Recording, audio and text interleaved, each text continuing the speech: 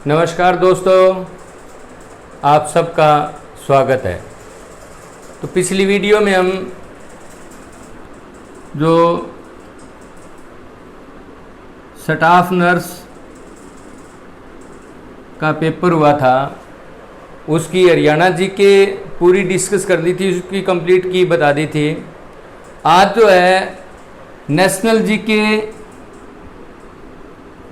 जो इसके अंदर आई हुई है, जिसमें कुछ मिसलेनियस क्वेश्चन है और कुछ हिस्ट्री के क्वेश्चन है, वो करेंगे और मैथ और रीजनिंग करेंगे।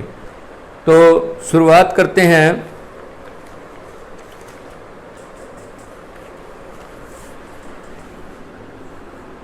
हमारा क्वेश्चन है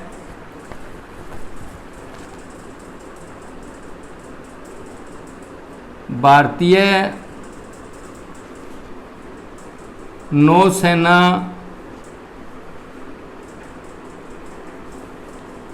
अकादमी कहाँ स्थित है? ऑप्शन है हमारे पास में, ए है विशाखापट्टनम,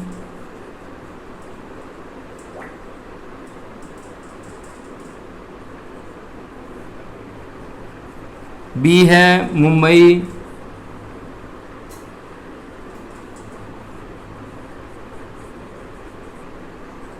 सी है एझिमाला और डी है कोच्चि या कोचीन भी कहिए। तो इसका जो आंसर है, राइट आंसर जो आपका सी है भाई, जो नौसेना अकादमी है वो एझिमाला केरल के अंदर है भाई, केरल के एझिमाला के अंदर है। यदि आपको भारतीय सैन्य अकादमी या थल सेना अकादमी ये पूछ ले तो ये भाई देहरादून के अंदर है, देहरादून उत्तराखंड के अंदर। और यदि वायुसेना अकादमी पूछ ले, वायुसेना अकादमी पूछ ले, तो ये जो है भाई हमारी तेलंगाना के अंदर है, तेलंगाना स्टेट में है। और जगह का नाम है डूडीगल, डूडीगल जगह का नाम है, जो हैदराबाद, सिकंदराबाद, हैदराबाद सिकंदराबाद जो जुड़वा शहर है, इनको जुड़वा शहर कहते हैं, जुड़वा शहर इंडिया के, इनके साथ ही लगता हुआ ये डूडीगल है। यहाँ पर जो है वायुसेना अकादमी है तेलंगाना के अंदर। तो ये हमारा पहला क्वेश्चन हुआ। अब चलते हैं अगले क्वेश्चन की तरफ।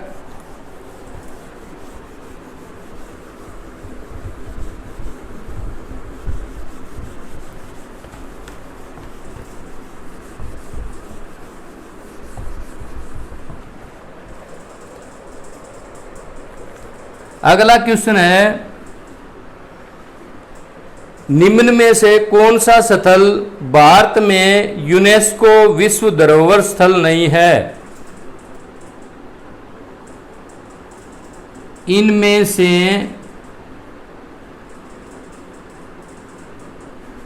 कौन सा स्थल भारत में यूनेस्को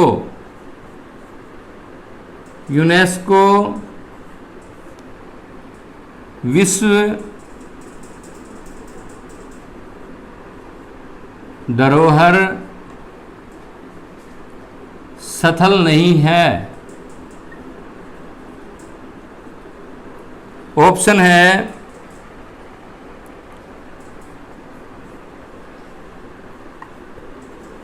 अजंता की गुफाएं।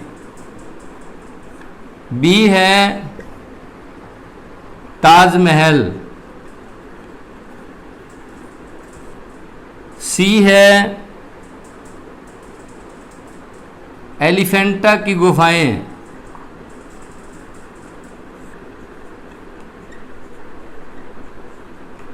और डी है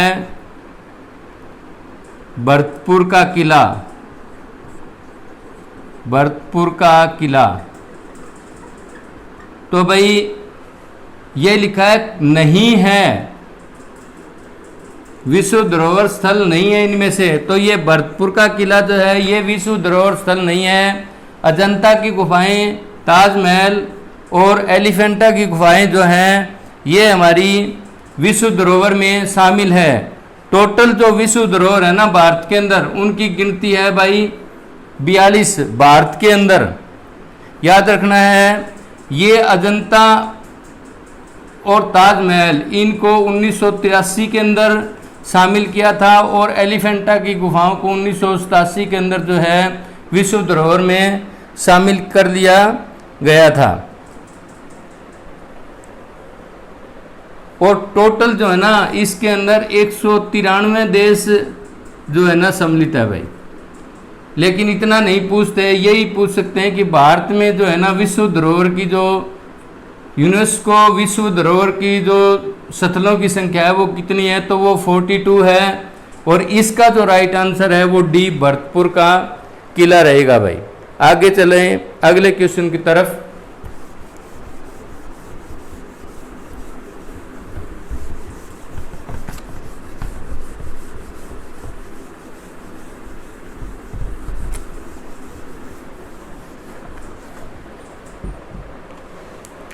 अगला क्वेश्चन है पाक जल संधि किसके बीच स्थित है? पाक जल संधि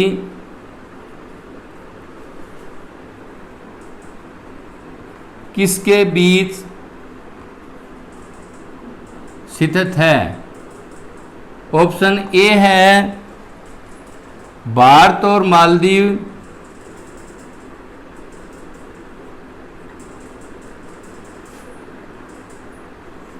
ऑप्शन बी है मालदीव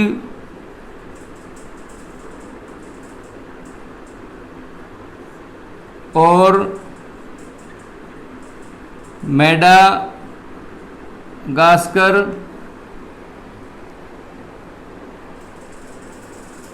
ऑप्शन सी है भारत और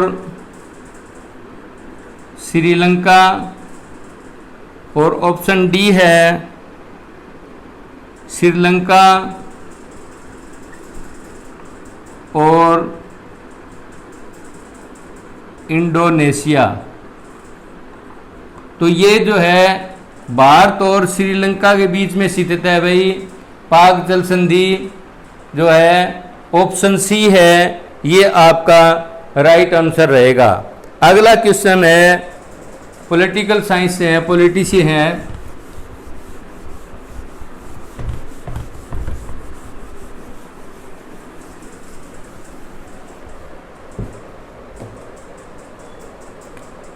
अगला जो क्वेश्चन है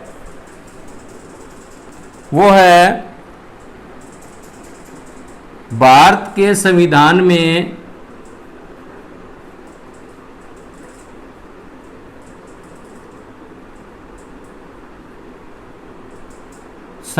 में शोषण के विरुद्ध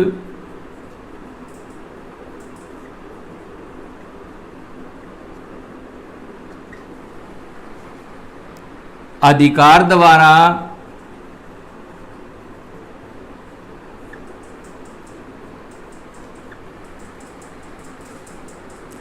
निम्नलिखित में से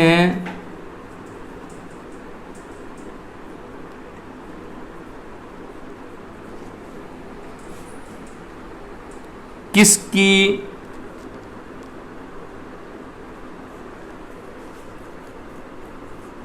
परिकल्पना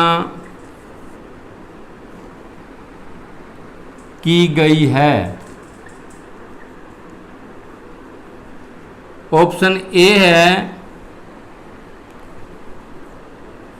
एक नंबर है, ये 4 चीजें दी हुई है, इसमें से कौन कौन सी जो है भारत के संविधान में शोषण के विरुद्ध अधिकार द्वारा, इसके बारे में बताना है। तो एक नंबर है मानव तस्करी और जबरन श्रम का निषेध। इनमें से कौन कौन सी चीजें इस पर लागू होती है। 2 नंबर है उपाधियों का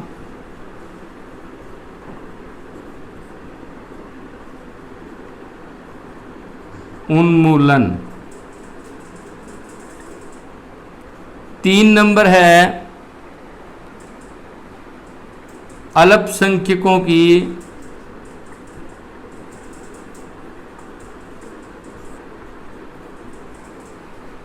भाषा और संस्कृति का संरक्षण। और 4 नंबर है खतरनाक नौकरियों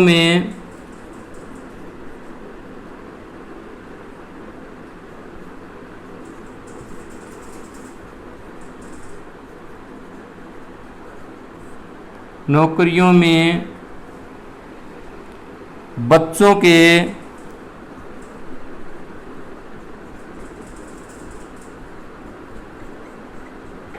रोजगार पर प्रतिबंध। तो इनमें से अब कौन कौन सा सही है, ऑप्शन दिए गए हैं। हमारा ए ऑप्शन है 1 और 1 नंबर और 4 नंबर। बी ऑप्शन हमारा दिया गया है 1, 3 और 4। सी ऑप्शन है हमारे पास में 2 और 3। और डी ऑप्शन है 1, 2 और 4। तो इसके अंदर जो है ना भाई, भारत के संविधान में शोषण के विरुद्ध अधिकार द्वारा किसकी प्रकलना की गई है। तो इसमें जो है एक तो जो 1 नंबर है मानव तस्करी और जबरन श्रम का निषेध, ये होता है। और एक जो है ना हमारा चौथा नंबर जो है खतरनाक नौकरियों में बच्चों के रोजगार पर प्रतिबंध। तो इसमें हमारा जो राइट आंसर हुआ वो ए ऑप्शन है 1 और 4। अब अगले क्वेश्चन की तरफ चलते हैं। हिस्ट्री का बड़ा अच्छा प्रश्न है, 9th 10th में आपने पढ़ा होगा, इसको जरूर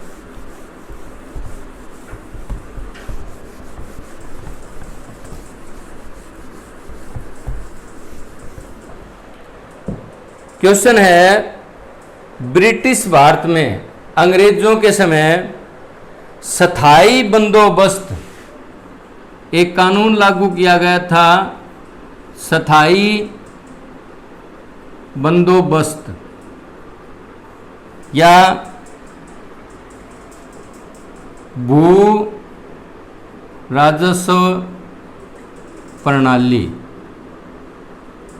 ये स्थायी बंदोबस्त या इसका दूसरा नाम है भू राजस्व प्रणाली किसके द्वारा शुरू की गई थी। किसने जो या हमारे इंडिया के जो वायसराय होते थे, कौन से वायसराय ने शुरू की थी। ऑप्शन ए है चार्ल्स रीड। ऑप्शन बी है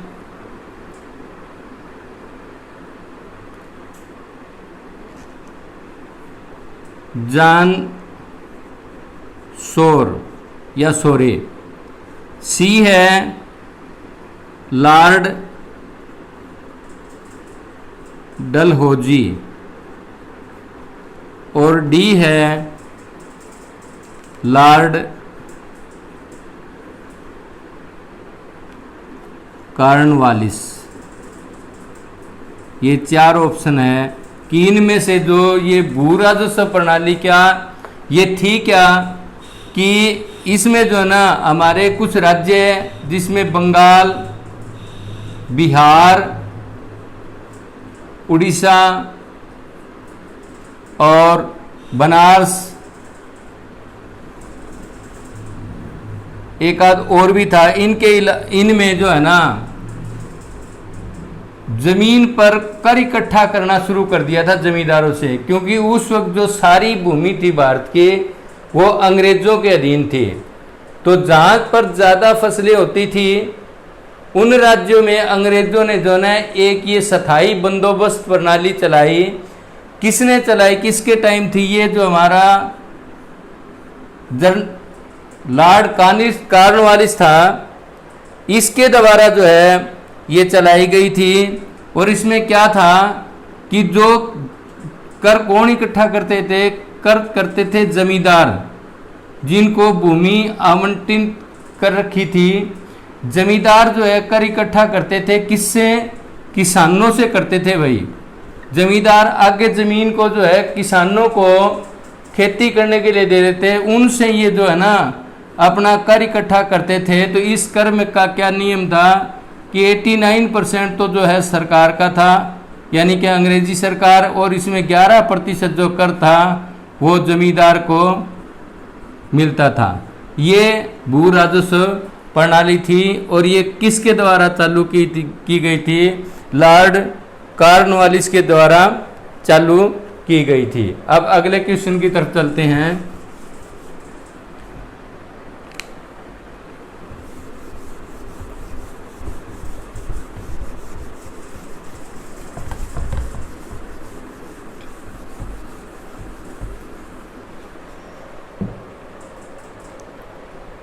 अब जो है एक जैसे मिलान करने के क्वेश्चन आते हैं वो दिया गया है, लिखा है कि निम्न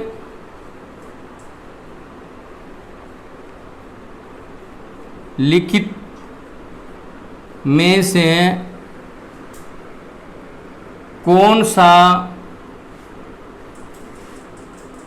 सही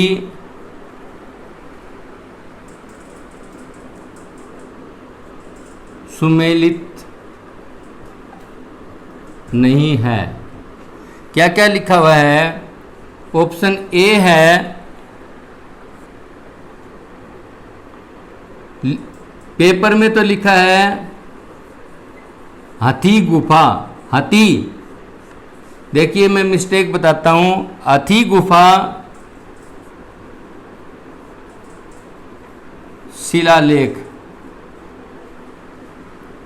इसका जो मिलान किया गया है वो किया गया है करावेल। अब इसी लाइन के अंदर जो है ना दो गलतियां हैं, मिस्टेक है, वो अभी बताता हूं मैं आपको।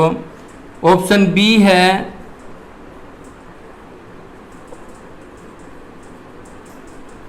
गिरनार शिलालेख,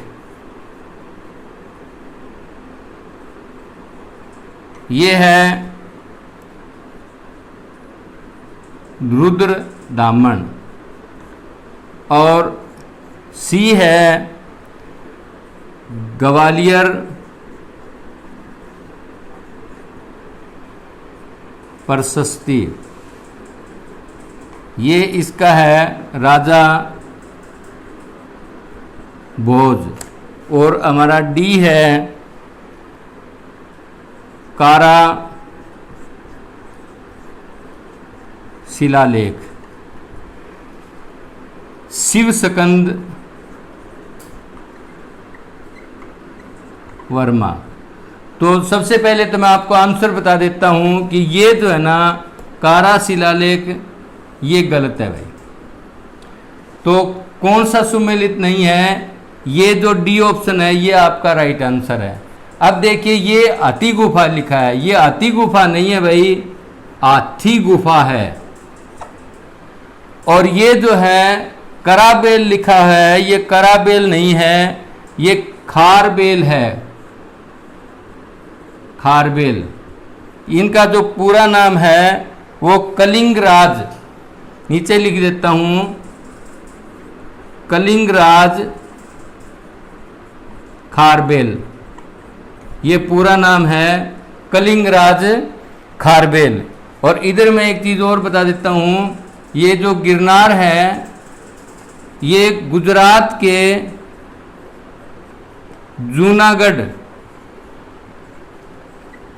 जूनागढ़ में गिरनार पर्वत है भाई, गिरनार पर्वत है। और किसी तरह भी क्वेश्चन आपसे पूछा जा सकता है, ये जो गिरनार शिलालेख है ये गुजरात के जूनागढ़ में गिरनार पर्वत है, वहां पर ये शिलालेख मिला है रुद्र दामन के द्वारा खोजा गया, ये रुद्र दामन।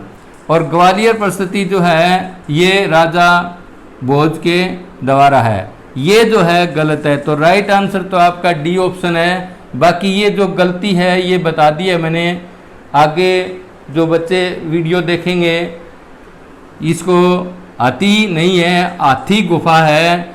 और ये कराबेल नहीं है, खारबेल है भाई, खारबेल, खारबेल, कलिंगराज खारबेल। अब अगले क्वेश्चन की तरफ चलते हैं।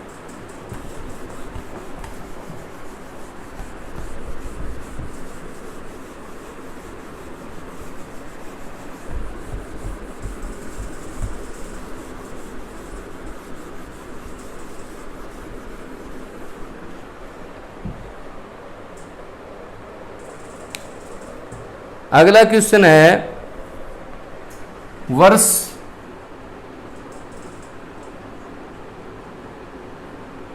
1878 में 78 का वर्नाकुलर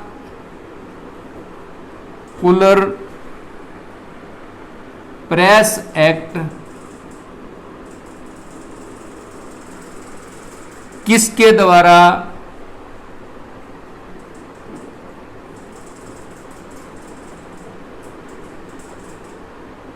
पेश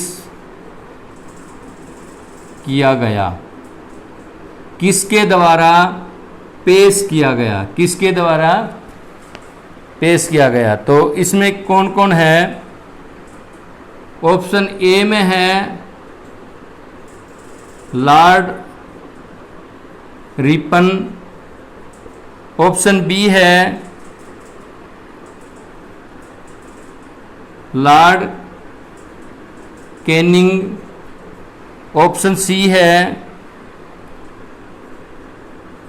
लॉर्ड कर्जन और ऑप्शन डी है लॉर्ड लीटन। तो इसका जो राइट आंसर है वो जो है वो तो रहेगा आपका डी ऑप्शन, लॉर्ड लीटन। और ये जो है भारत का वायसराय रहा था भाई 1876 से लेकर के 1880 तक। लॉर्ड लीटन जो है ये भारत का जो है ना वायसराय रहा था। और ये जो लॉर्ड कर्जन है ये 1899 से लेकर के 1905 तक जो है ना भारत का वायसराय रहा था। और इसी के समय में जो है ना रेलवे बोर्ड की स्थापना हुई थी, रेलवे बोर्ड की स्थापना की गई थी। और लॉर्ड कैनिंग जो है ना 1857 के विद्रोह के समय था, विद्रोह के समय, इसका जो समय है वो 1856 से लेकर के 1858 है भाई। तो हिस्ट्री काफ़ी लंबी होती है, ज़्यादा नहीं बताया जा सकता। तो आपका इस प्रश्न का जो वर्नाकुलर एक्ट जो है वो लॉर्ड लिटन के द्वारा जो है ना पेश किया गया था। ये इसका राइट आंसर है। अब ये जो हमने नेशनल जीके के और हिस्ट्री के 8 क्वेश्चन डिस्कस कर लिए। अब कुछ क्वेश्चन जो है मैथ और रीजनिंग के ले लेते हैं। रीजनिंग का एक क्वेश्चन है, दी गई श्रृंखला को पूरा कीजिए। हमारे पास में क्या दिया गया है, BE, इसके बाद में दिया है GK, इसके बाद में दिया है MR, इसके बाद में दिया गया है TZ और इसके बाद में दिया गया है BI और आगे इसके क्या आएगा वो बताना है। ऑप्शन दिए गए हैं हमें, A ऑप्शन है JR, B ऑप्शन है KS, C ऑप्शन है JS और D ऑप्शन है KR। तो अब देखिए भाई इसको सोल्व करते हैं। अब देखिए इसके और इसके बीच में कितने अक्षरों का अंतर है। देखिए B और G के बीच में कितने अक्षरों का अंतर है, वैसे याद नहीं हो तो फड़ा लो, C D E F, अगला आ गया G, B के बाद में C D E F यानी कि 4 अक्षरों का। अब ले लीजिए इसके और इसके बीच में, E और K के बीच में F G H I J, J के बाद में K आ गया। तो कितने अक्षर हो गए भाई हमारे पास में, 5। E के बाद में F G H I J। अब G और M के बीच में देखिए कितने अक्षरों का है, G और M के बीच में देखिए फड़ा लीजिए, यहाँ रहेगा आपका 5 अक्षरों का। आप देखते रहिए। K और R के बीच में रहेगा 6 अक्षरों का और M और T के बीच में रहेगा आपका 6 अक्षरों का और R और Z के बीच में आपका रहेगा 7 अक्षरों का और T और B के बीच में आपका रहेगा 7 अक्षरों का और Z और I के बीच में रहेगा आपका 8 अक्षरों का। तो अब आगे चलिए। अब यहाँ जो अक्षर आएंगे जो भी 2 अक्षर आएंगे उसमें देखिए सीरीज बन रही है 4 5 6 7, 5 6 7 8। तो इसके और इसके बीच में जो अंतर आएगा वो हमारा रहेगा 8 अक्षरों का और इसके और इसके बीच में जो अंतर आएगा वो हमारा रहेगा 9 अक्षरों का। तो यहाँ B के बाद में जो 8वां अक्षर आएगा फड़ा लीजिए, C D E F G H I J, 4 और 4 8, क्या हो गया आपका K आएगा भाई यहाँ पर। तो अब यहाँ K आ गया तो J वालों को तो काट दो। अब आगे आ जाइए हमारा I के ऊपर। I और इस अक्षर के बीच में आपका जो है अंतर जो रहेगा वो आएगा नो, तो आई के बाद में जो नौवां अक्षर आएगा वो आपका रहेगा एस, के एस। तो ये जो है आपका बी जो है राइट आंसर रहेगा इसका। ये क्वेश्चन इस तरह से किए जाते हैं। तो आपका ये एक रीजनिंग का क्वेश्चन हुआ। अब अगला क्वेश्चन लेते हैं।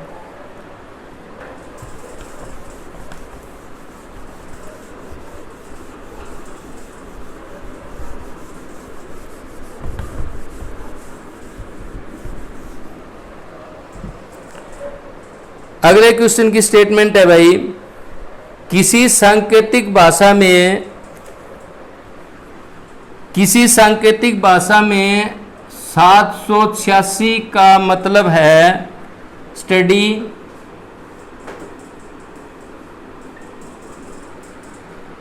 वेरी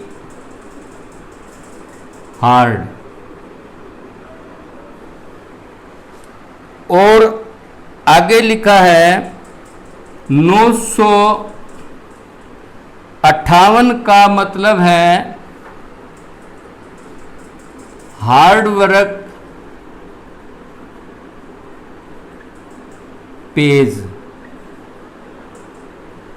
और उसके बाद में क्या है, तीसरा है 645 का मतलब है स्टडी एंड वर्क।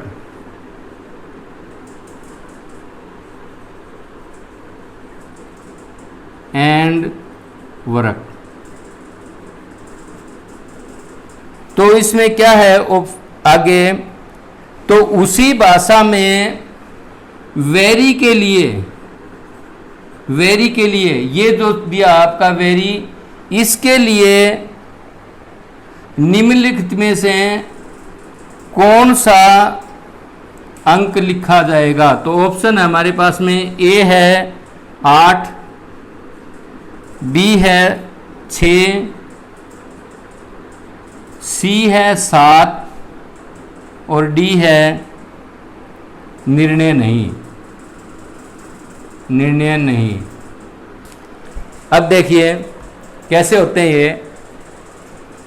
अब पहला और दूसरा, पहले और दूसरे में देखिए क्या चीज कॉमन है।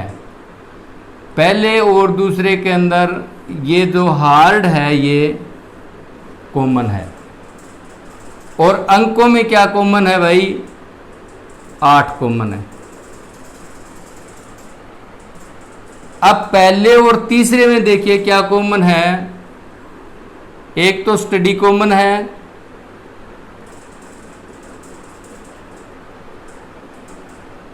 पहले और दूसरे में,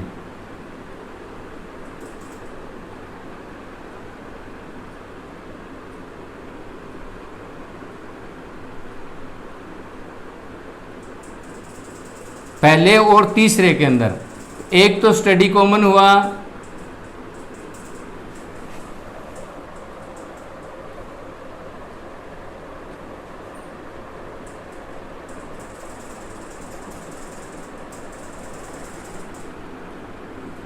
यहां स्टडी कॉमन है, पहले और तीसरे के अंदर जो है हमारा स्टडी कॉमन है। पहले और दूसरे में जो कॉमन था वो हार्ड कॉमन था, और इसके अंकों में जो कॉमन है वो 8 है। पहले और तीसरे को देखते हैं तो यहाँ स्टडी कॉमन है, तो इसके अंकों को देखते हैं तो 6 कॉमन है।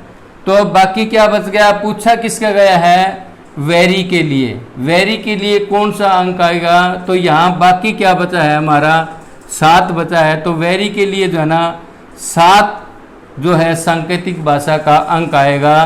तो आपका ऑप्शन जो है सी राइट ऑप्शन इसका रहेगा भाई। अब अगला क्वेश्चन लेते हैं।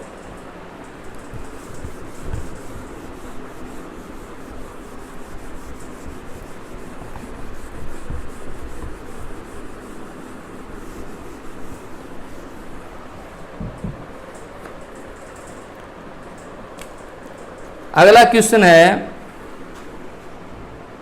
मैथ का क्वेश्चन है, यदि x इज टू वाई किसके बराबर है, 5 और 2 के। तो क्या बताना है, 8x जमा 9y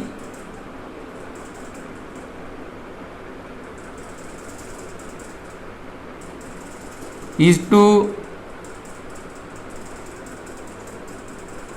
8x जमा 2y किसके बराबर होगा।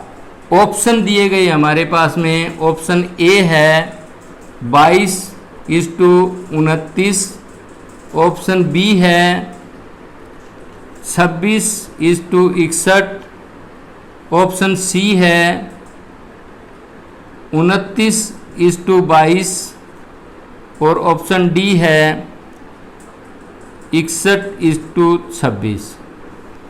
तो देखिए भाई, इसको बड़ा आसान सा क्वेश्चन है, सोल्व कीजिए। क्या है, x is to y is equal to 5 is to 2, यानी कि x की वैल्यू 5 है और y की वैल्यू 2 है। इस इक्वेशन के अंदर x और y की वैल्यू पुट कर दो भाई। 8x 5 है 40 जमा 9y 2 है 18,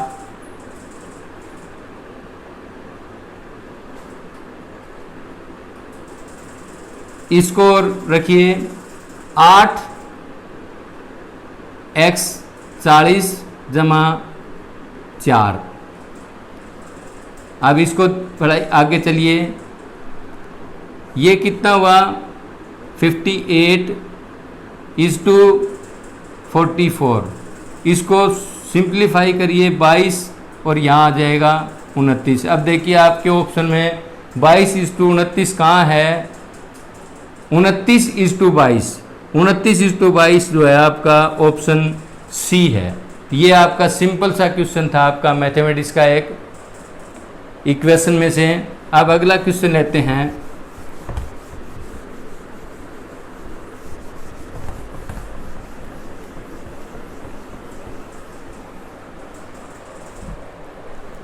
एक क्वेश्चन है, लिखा है स्टार के लिए स्टार किस मान के लिए, इक्वेशन में दिया है स्टार किस मान के लिए स्टार के किस मान के लिए यह कथन सत्य होगा। क्या दिया गया है इक्वेशन हमारे पास में कि ऊपर दिया है हमारे पास में स्टार बटा 15 गुणा में स्टार बटा 135 इज इक्वल टू 1, कि स्टार की क्या वैल्यू हो यहाँ पर कि 1 के बराबर हो जाए। ऑप्शन हमारे पास दिए गए हैं, ए है 15, बी है 25, सी है 35 और डी है 45। तो एक तो मेथड होता है कि आप सीधे ऑप्शन रख करके देख लीजिए कि कट करके कौन सा ऑप्शन रख करके इनको रखें तो यहाँ 1 हो जाए। तो हम अगर यहाँ 15 रखते हैं तो नहीं होगा, क्योंकि 15 बटा 15 1 यहाँ 1 हो जाएगा, परंतु यहाँ 15 बटा 135 ये नहीं होगा। दूसरा 25 रखते हैं तो भी नहीं होगा, 35 रखते हैं तो भी नहीं होगा, क्योंकि 35 यहाँ रखेंगे तो यहाँ 7 बटा 3 आ जाएगा और यहाँ काटेंगे तो यहाँ 7 बटा 27 आ जाएगा, ये भी नहीं होगा। अब 45 रख लीजिए इसमें, अगर हम यहाँ 45 रख देते हैं 45 बटा 15 45 बटा 135 इज इक्वल टू 1, 3 पर कट गया और 45 दिया, 3 से 3 गया, क्या आ गया 1 आ गया, 1:1। तो आपका राइट आंसर जो है ये 45 रहेगा। इस तरह के क्वेश्चन को आप ऑप्शन पुट करके बड़ी आसानी से निकाल सकते हो। दूसरा क्या है, इसको x मान लो, कि x की वैल्यू, x की जगह क्या रखें। इसके लिए क्या करना होगा, आप जो है इन दोनों का एलसीएम निकालिए। 15 और 135 के गुणनखंड बनाइए 3 गुणा 5। इसका क्या होगा 3 गुणा 3 गुणा 3, 3 तिया 9, 9 तिया 27 और 27 पंजे 135। अब देखिए एक तो हो गया 5 और 5 का, ये ले लेते हैं एक जोड़ा, तो एक जोड़ा ये 3 और ये 3 ले लेते हैं, और एक जोड़ा ये 2 3 ले लेते हैं। तो 5 तिये 15, 15 तिये 45। इस x की जो वैल्यू है ना भाई वो 45 आ गई। बात वहीं आ गई, चाहे ऑप्शन पुट करो चाहे इसका जो एलसीएम निकाल करके इसमें वैल्यू पुट करके काट दो तो आपका सही आ जाएगा। तो अगला क्वेश्चन हम लेते हैं, नंबर सिस्टम से है भाई। नंबर सिस्टम की वीडियो मैंने डाली थी, कई वीडियो डाली थी, जिसमें असेंडिंग और डिसेंडिंग ऑर्डर के बारे में मैंने बड़े डिटेल से आपको बताया था। तो ये क्वेश्चन जो वहीं से दिया हुआ है, यदि निम्नलिखित प्रत्येक संख्या के तीनों अंकों को आरोही क्रम में, 3 ऑप्शन आपके पास में दिए गए हैं, मैं आपको बाद में जो इक्वेशन पढ़ूंगा 574, ऑप्शन बी है 658, ऑप्शन सी है 821 और ऑप्शन डी है 945। अब मैं इक्वेशन पढ़ता हूं, समीकरण जो है, यदि निम्नलिखित प्रत्येक संख्या के तीनों अंकों को, इस सारी संख्याओं में 3-3 अंक दिए हैं, तीनों अंकों को आरोही क्रम असेंडिंग ऑर्डर या चढ़ते क्रम में लिखा जाए तो कौन सी संख्या सबसे बड़ी होगी। बड़ी संख्या बतानी है भाई, इनमें से बड़ी संख्या बतानी है। यदि इनको आरोही क्रम, अंग्रेजी में असेंडिंग ऑर्डर या चढ़ते क्रम में, इनके अंकों को चढ़ते क्रम में लिख दिया जाए तो सबसे बड़ी संख्या कौन सी होगी। अभी इसको चढ़ते क्रम में लिखो भाई, पहले छोटा फिर बड़ा। ये 4 5 7, ये संख्या कितनी हो जाएगी हमारी 5 6 8। ये संख्या कितनी हो जाएगी 1 2 8, और ये संख्या कितनी हो जाएगी 4 5 और 9। अब इनके अंदर देख लीजिए बड़ी कौन सी है भाई 500, ये बड़ी है। तो आपका जो राइट आंसर रहेगा वो रहेगा बी ऑप्शन 658 वाला। अगर इसको ये पूछ ले कि डिसेंडिंग ऑर्डर में, अगर इनको डिसेंडिंग ऑर्डर में लगा दें तो क्या होगा, डिसेंडिंग ऑर्डर में लगाएंगे तो 7 5 और 4, इसका बन जाएगा 8 6 और 5 डिसेंडिंग ऑर्डर। इसका बन जाएगा जैसी है वैसी की वैसी रह जाएगी, और ये हो जाएगी 9 5 और 4 घटते क्रम में। तो अब देखिए इनमें सबसे बड़ी कौन सी है, फिर जो है ना सबसे बड़ी जो आपकी जिसके शुरुआत में 9 आ गया, आपकी डी ऑप्शन वाली जो है वो सबसे बड़ी हो जाएगी।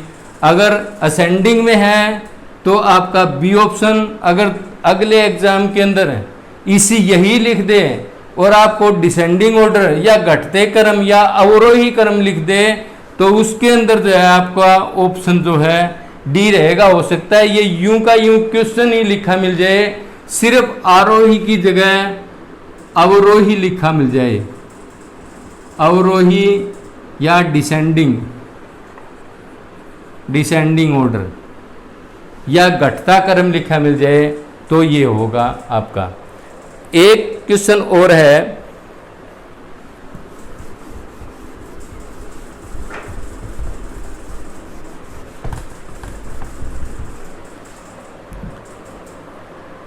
इसमें क्या है, ए और बी की उम्र का योग, ए और बी दो हैं, उनकी उम्र का योग बी और सी की उम्र के योग से 12 वर्ष अधिक है। अधिक किसका है भाई, इसका है। ए और बी का बी और सी से 12 वर्ष अधिक है, तो इनको बराबर करेंगे तो क्या होगा, ए जमा b is equal to b जमा सी प्लस में 12, तभी तो दोनों बराबर होंगे भाई। ए बी और बी सी प्लस 12 करेंगे तो ही होगा। अब इसके अंदर बी से बी काट दो, सी को इधर ले आओ, A minus C is equal to 12, यानी कि ए की उम्र में से सी की उम्र घट जाए तो क्या 12 आ रहा है। इसका मतलब जो है सी जो है ए से 12 वर्ष छोटा है। आपका आंसर ऑप्शन में आंसर दिए गए हैं, ए है 12, बी है 24, सी ए से बड़ा है और डी है कोई नहीं। तो आपका जो ऑप्शन ए है वो राइट आंसर रहेगा। अगला एक क्वेश्चन रीजनिंग का और ले लेते हैं चलते चलते।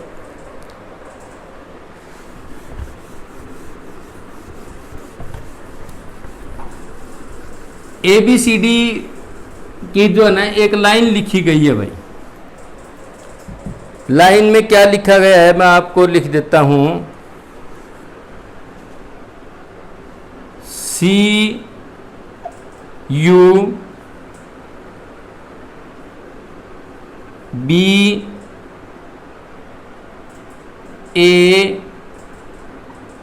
ED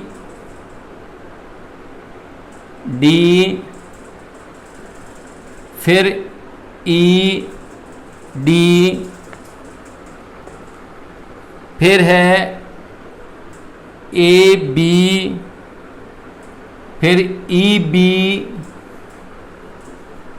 फिर है AUC फिर है DBCAD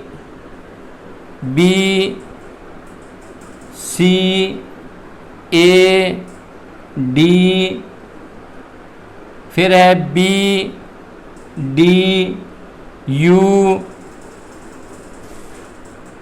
BCAC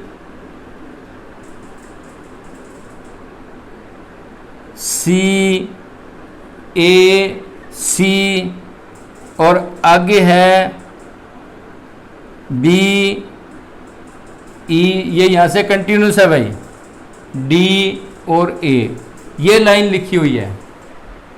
अब इसमें क्या है कि इसमें स्वर और व्यंजन वोवल और हमारे जो है कॉन्स्टिट्यूएंट दिए हैं, दोनों के दोनों स्वर और व्यंजन दिए हैं। आपके जो इक्वेशन है वो क्या है, निम्नलिखित व्यवस्था, ये लिख के छोड़ दिया कि निम्नलिखित व्यवस्था का अध्ययन करें और ये बताए कि नीचे दिए गए प्रश्न का व्यवस्था का अध्ययन करें और नीचे दिए गए प्रश्न का उत्तर दें। अब प्रश्न का है उक्त व्यवस्था में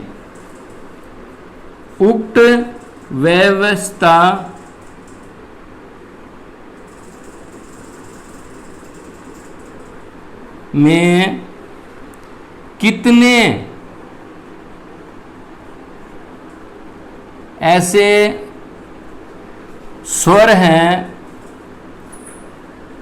जिनके ठीक आगे स्वर और ठीक बाद में व्यंजन है। क्या बताना है आपको, ऑप्शन दे रखा है, ए है 1, बी है 2,